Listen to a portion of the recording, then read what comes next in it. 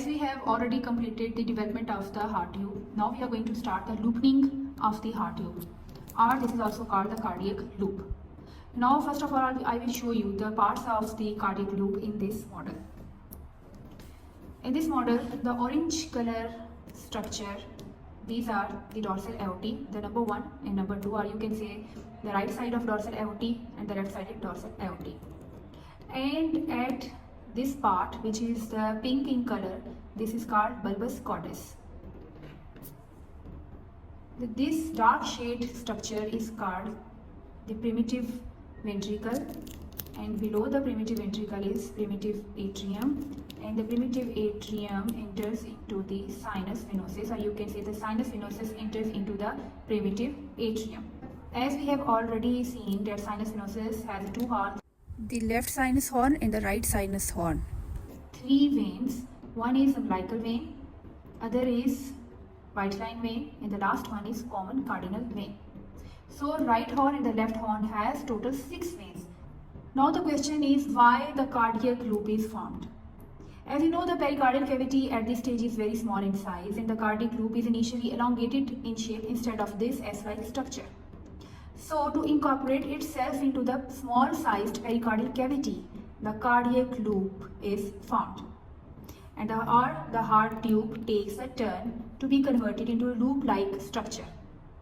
So the first part that will invade or starts entering into the pericardial cavity is the bulbous cordus and the primitive ventricle.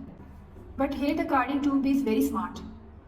When it tries to enter into the pericardial cavity, it will initially take a turn, and this turn is towards the right side of the pericardial cavity. So the bulbous cordus will enter into the right side of the pericardial cavity, and the ventricle moves to the left side of the pericardial cavity. At this stage, the primitive atrium and the sinus venosus both are outside the pericardial cavity, and they are connected with the mesenchyme of the septum transversum. And at this time, the bulbous cordus will display ventrally and caudally or inferiorly and to the right side. And at this stage, the ventricle will display to the left side. So you can memorize it by forming a mnemonic, which is VCR. VCR is a machine which was used to see the movies in previous times. Now it is replaced by DVDs. At this stage, the primitive atrium and the sinus venosus both will separate themselves from the septum transversum, and they will also start moving into the pericardial cavity. At this stage, now the atrium and the sinus venosus, they will search for the space into the pericardial cavity so that they can accommodate themselves easily. For doing this, the atrium and the sinus venosus, they both will move upward or cranially, and posteriorly or dorsally and superiorly. So you can remember it DCL. DCL. D means dorsally or posteriorly. You can see it will move dorsally or posteriorly, cranially or upward, and to the left side. So now the right side of the pericardial cavity is occupied by bulbous cordus, and the left side of the pericardial cavity is occupied by primitive atrium and the primitive ventricle. At this stage, you can see that some parts of the cardiac loop are dilated and some parts are constricted. This is another model of cardiac loop. You can see here this is smaller and this is larger. As a heart tube forms, it completes all its turns, the size of the cardiac loop will increase again into the pericardial cavity.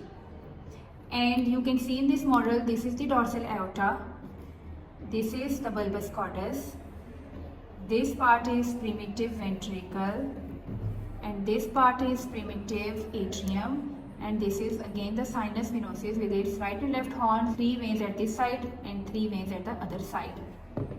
Now you can compare the cardiac loop at this stage. One is smaller in its size and one is larger.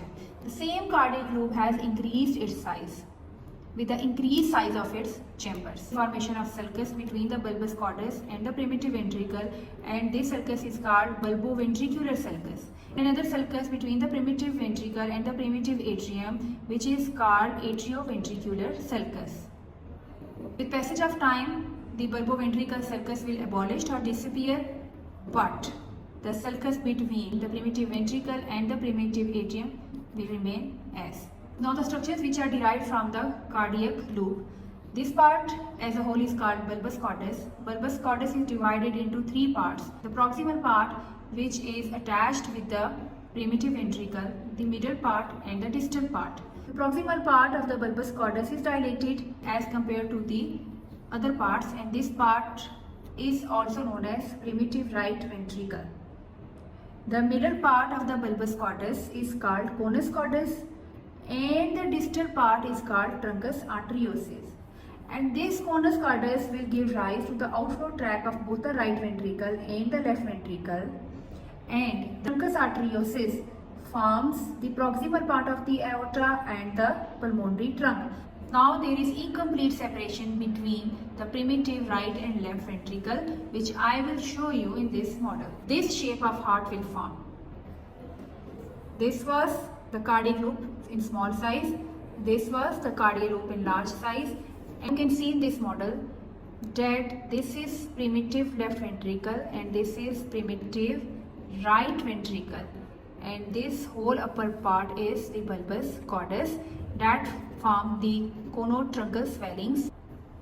At this stage there is a communication between the primitive left and primitive right ventricle via a foramen which is called interventricular foramen on the left side, other on the right side, and these elevations are in the form of saculations, and these saculations are primitive left and primitive right atrium. Between the primitive left and right atrium there is another structure which is called truncus arteriosus. Truncus arteriosus, and these are two saculations. These are the primitive atrium. Initially the primitive atrium are small in size, but with passage of time they will enlarge by moving laterally, and the truncus arteriosus comes between them. Externally they are separated from each other, but internally still there is a proper communication between both of them. At this stage you cannot see the sinus venosus, as I have told you that in heart tube there is sinus venosus which incorporates into the primitive atrium. But at this stage you can see the incorporation of the sinus venosus into the posterior wall of the right atrium, and also the formation of the pulmonary veins here, which we will discuss further. Same in this model, you can see the development of the pulmonary veins and the incorporation of the sinus venosus into the posterior wall of the right atrium.